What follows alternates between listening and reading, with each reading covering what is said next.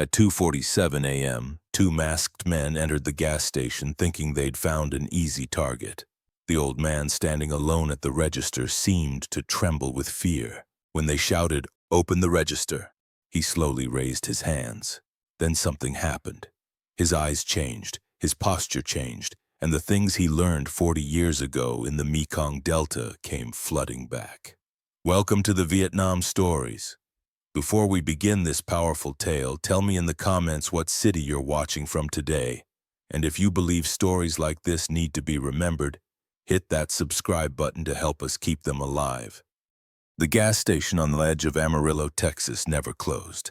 Sitting on Highway 40, it was the only stop for long-haul truckers and late-night travelers. The neon signs had long since faded, but they still worked.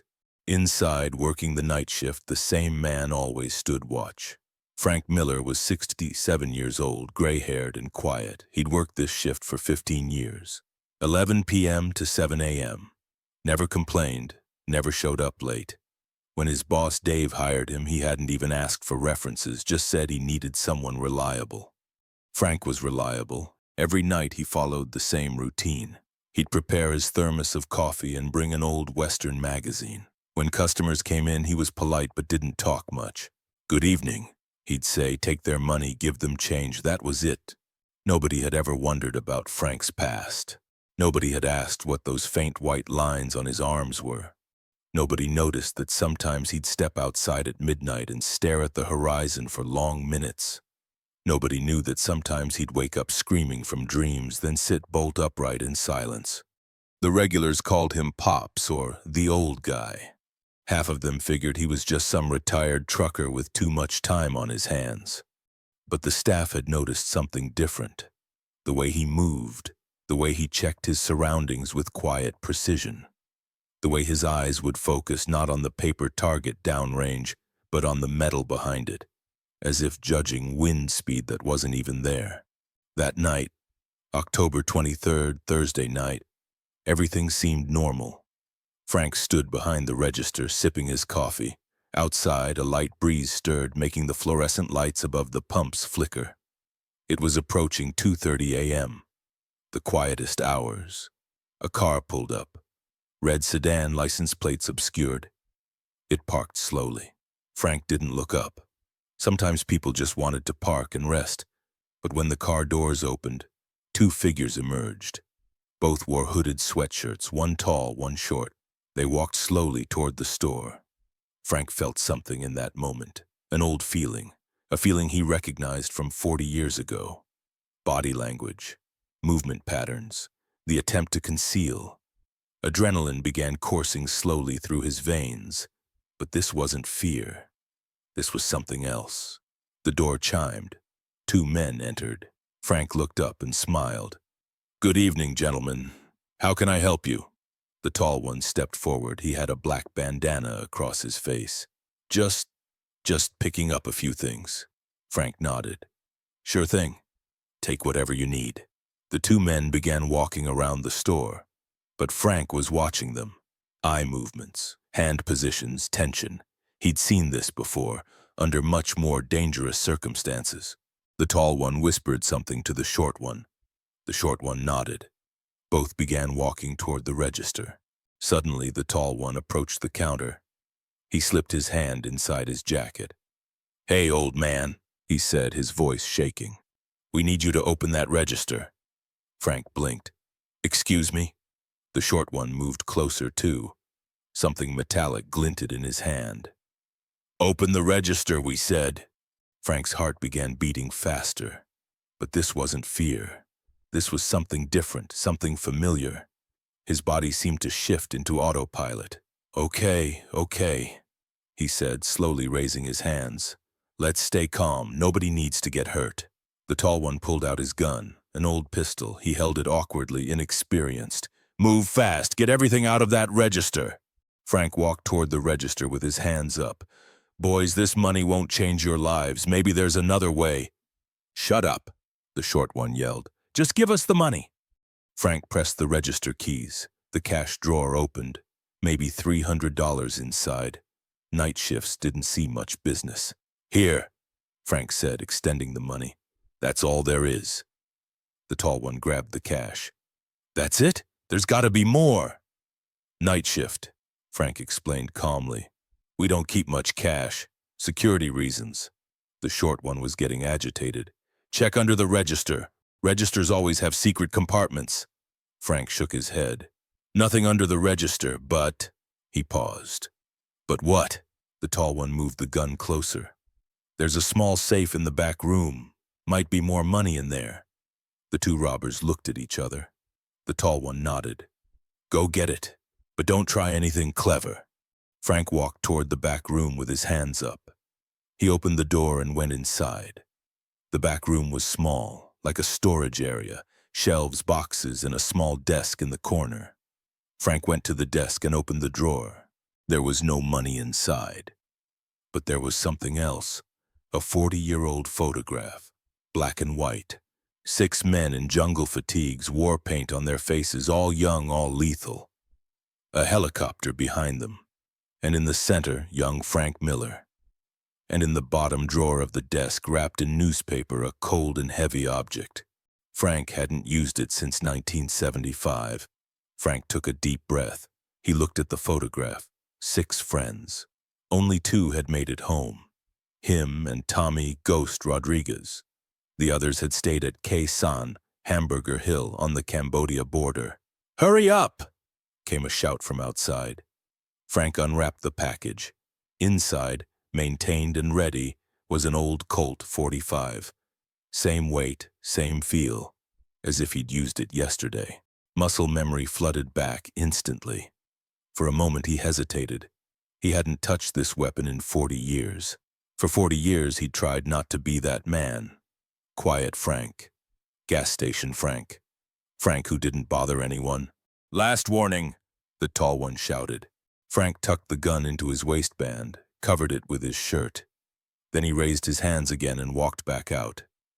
"The safe was empty," he said in a disappointed voice. "Just old paperwork in there." The short one yelled angrily, "You're lying to us. There's got to be more money." "I swear there's no more money." Frank's voice was calm, even a little frightened. The tall one pointed his gun at Frank's face. "You know what? Maybe we should just shoot you and open the register ourselves." And that's when it happened. Frank's eyes changed. 40 years of weariness vanished. His posture changed. His hands were no longer shaky old hands, but trained, lethal ones. "Boys," Frank said, but his voice was different now. Deep, cold, controlled. "Last chance, leave now." The tall one laughed. "What did you just say, old man?" Frank looked at them. There was no longer fear in his eyes. There was something else. The short one took a step back. He'd sensed the danger instinctively. "I'm Frank Miller," Frank said slowly. 1968 to 1971, 1st Cavalry Division, 75th Ranger Regiment. Mekong Delta, Long Range Reconnaissance Patrol, confirmed kills 247. Both robbers froze. The energy in the air had suddenly changed. "And for the last 40 years, Frank continued, I've been trying to forget that identity, but you boys just brought it back." The tall one shakily aimed his gun. "You're bullshitting. You're just some old..." Frank moved. Even after 40 years, the reflexes hadn't faded. "Sidestep right. Draw a weapon. Acquire target. 3 seconds. First shot knocked the gun from the tall one's hand. Second shot hit the short one's knee. Third shot dropped the tall one to the ground. Silence. Frank stood holding his weapon, looking at both of them. Both were on the ground. Their wounds weren't serious, but they couldn't move. "I'm going to call an ambulance," Frank said calmly. "But first, police." He picked up the phone, dialed 911. 911, what's your emergency? "Hello, this is Frank Miller calling from the Texaco station on Highway 40 in Amarillo. I have 2 armed robbers here. Both are wounded but alive. Need ambulance and police." "Sir, are you injured?" Frank picked up his coffee cup, took a sip. "No, I'm fine, just old habits coming back."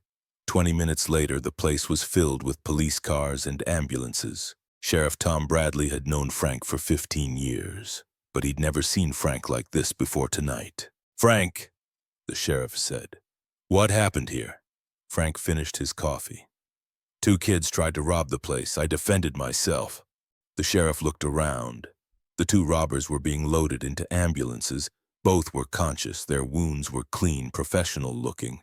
Frank, what kind of shots are these? Perfect placement. Not to kill, but to neutralize. Frank shrugged. Used to do a bit of hunting. The sheriff laughed. Hunting, huh? Frank, as someone who's seen these kinds of shots, this isn't hunting. This is military training. Frank looked at him. Tom, sometimes the past comes back, but I'm still the same, Frank. I'll be here tomorrow night. The sheriff nodded. Frank, you know, I've been sheriff in this town for 30 years, and I've never seen anything like this. Whoever you are, thank you. Frank smiled. I'm just Frank, Tom, just Frank. The next morning, the whole town had heard the news. Quiet Frank, gas station Frank, had neutralized 2 armed robbers. But the details of the story began changing rapidly. Dave, Frank's boss, came in early that morning. Frank was still at the register. Everything was normal, just a few bloodstains on the floor. Frank, Dave said, I heard about last night. Are you okay? Frank nodded. I'm fine, Dave. Just defended myself. Dave looked around. Frank, I read the police report. You acted almost like a professional. Where did you learn this stuff? Frank took a sip of his coffee.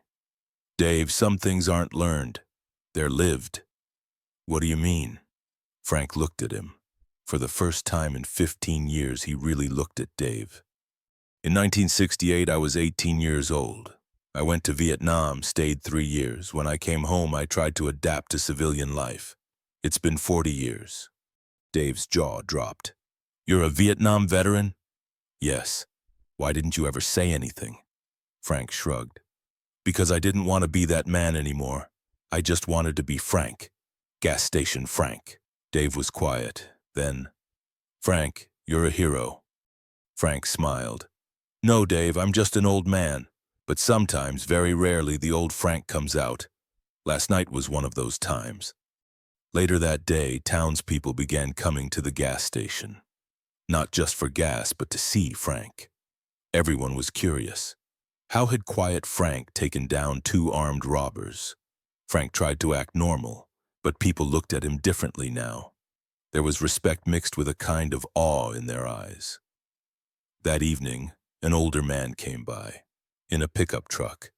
White hair, face weathered by the sun. When he saw Frank, he stopped. Are you Frank Miller? He asked. Frank nodded. Yes. The man approached. I'm Charlie Watson. I was in Vietnam, too. 1st Cavalry, 1969 to 1970. Frank's eyes lit up. 1st Cav? Which unit? Alpha Company, 1st Battalion, you? The man said. Delta Company, 75th Rangers, LRRP. Frank replied. Charlie's face changed.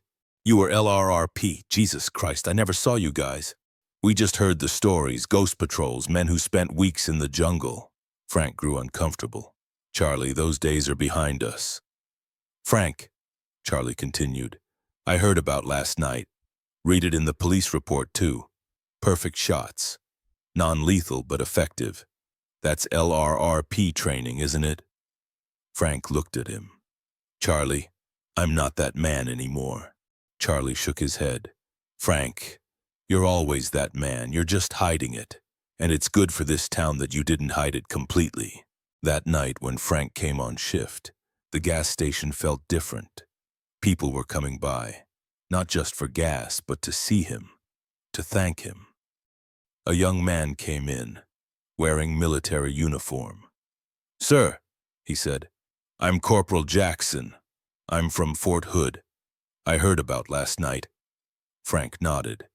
Just defended myself, son. Jackson continued.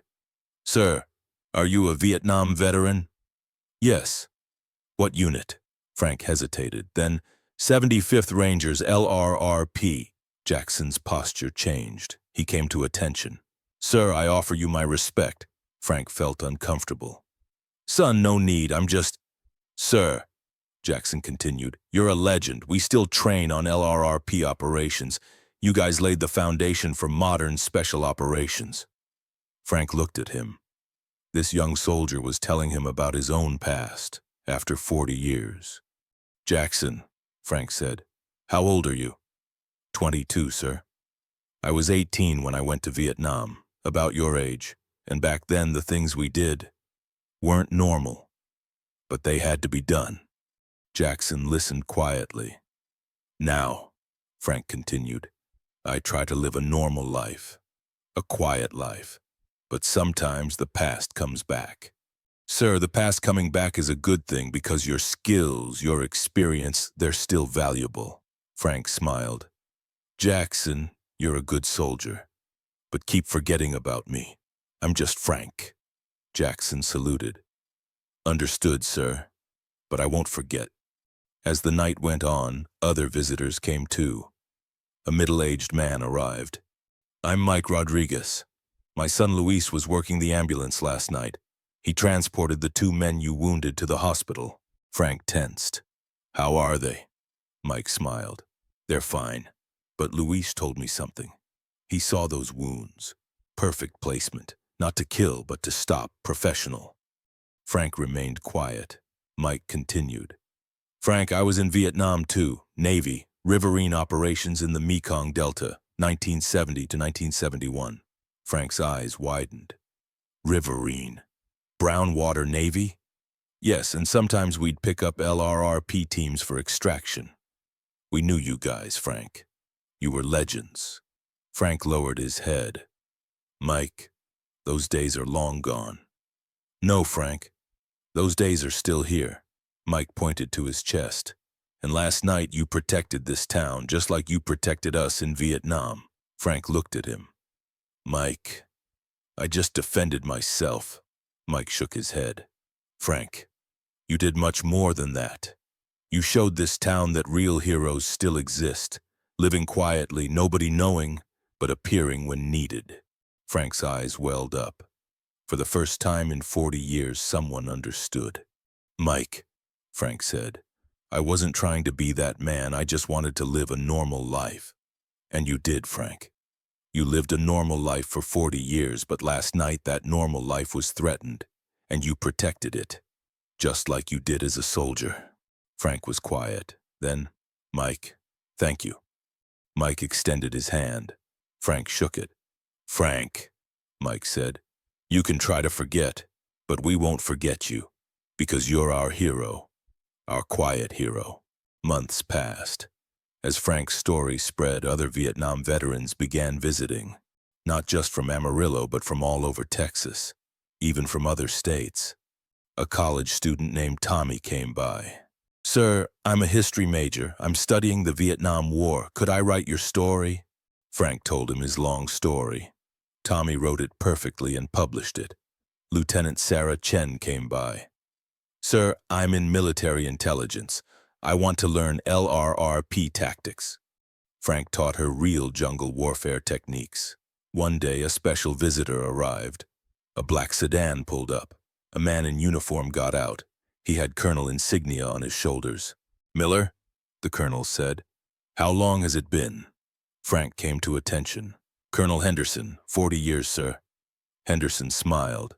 "At ease, Frank. There's a project at the Pentagon.